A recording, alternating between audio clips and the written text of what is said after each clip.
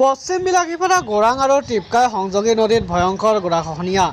পাণবাৰী গাঁও পঞ্চায়তৰ কাউনবাৰীৰ কেইবাটাও পৰিয়ালৰ ঘৰ দুৱাৰ মাটি ভেটি আৰু বিঘা বিঘাই কৃষিভূমি নদীৰ বুকুত ইতিমধ্যে যা গৈছে।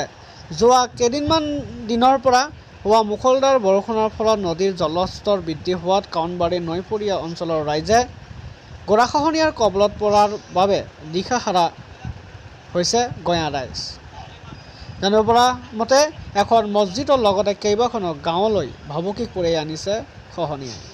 প্ৰতিদিনে হৈছে চপৰা চপৰে নৈৰ গৰাখহনীয়া। নিৰ্বিকাৰ ৰাজ্যৰ বিয়গম জলসম্পদ বিভাগ। আমার কথা হল এটাই, কথা বেশি নাই।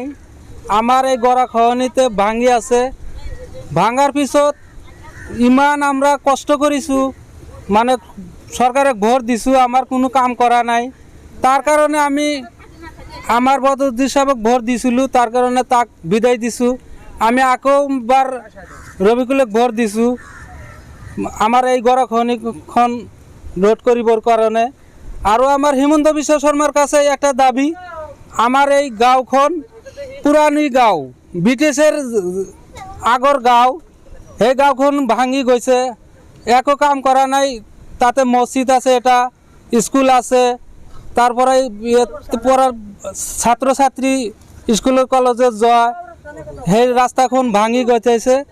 তার কারণে আমি অনুরোধ করিছো আমার এই কাউনবাড়িখন যাতে রক্ষা হয়, সরকারের কাছে আমার সেইটো আবেদন আমি রাখিছো।